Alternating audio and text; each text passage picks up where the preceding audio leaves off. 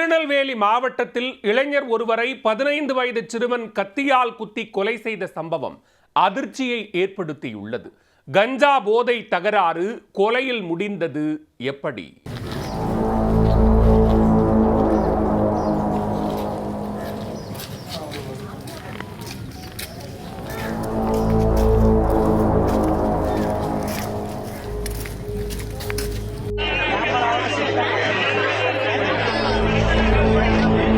திருநெல்வேலி மாவட்டம் நொச்சிக்குளம் பகுதியைச் சேர்ந்தவர் அன்பு.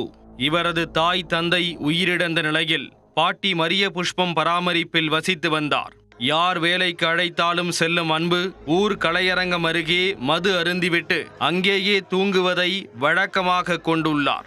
ஞாயிற்றுக்கிழமை அன்று இரவும் அன்பு தனது வழக்கமான பணிகளை முடித்துவிட்டு கலையரங்கம் அருகே படுத்து உறங்கியிருக்கிறார். திங்களன்று காலையில் அந்த பகுதியாக சென்றவர்கள் இரத்த வெள்ளத்தில் அன்பு இறந்து கிடப்பதை பார்த்து சிவந்திப்பட்டி போலீசுக்கு தகவல் கொடுத்தனர். போலீசார் வந்து ஆய்வு செய்தபோது அன்பு கத்தியால் குத்தி கொலை செய்யப்பட்டு இருப்பது தெரிய வந்தது.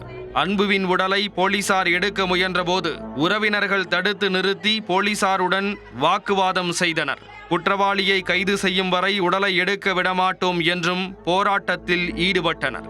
உண்மையான குற்றவாளிகளை கண்டுபிடிக்க வேண்டும், இது போன்ற தொடர் சம்பவங்கள் இனிமேல் நடைபெறக்கூடாது என்ற கோரிக்கையை முன்வைத்து போராட்டத்தில் ஈடுபட்டனர். தொடர்ந்து போலீசார் அவர்களிடம் பேச்சுவார்த்தை நடத்தி அன்புவின் உடலை மீட்டு நெல்லை அரசு மருத்துவமனைக்கு அனுப்பி வைத்தனர்.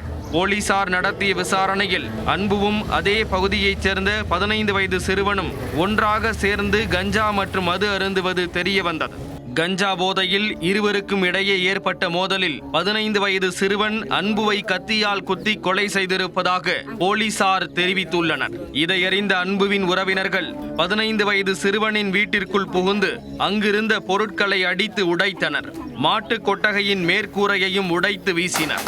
போலீசார் 15 வயது சிறுவனின் பாட்டியிடம் விசாரணை நடத்திவிட்டு அந்த வீட்டிற்குள் சென்று சோதனை நடத்தினர். மேற்கொண்ட அசம்பாவிதங்கள் ஏற்படாமல் தடுக்க கொலை நடந்த இடத்தில் போலீசார் குவிக்கப்பட்டு தொடர் கண்காணிப்பு பணி மேற்கொள்ளப்பட்டு வருகிறது. கொலை செய்துவிட்டு தலைமறைவாக இருந்த 15 வயது சிறுவனை போலீசார் பிடித்து விசாரணை நடத்தி வருகின்றனர்.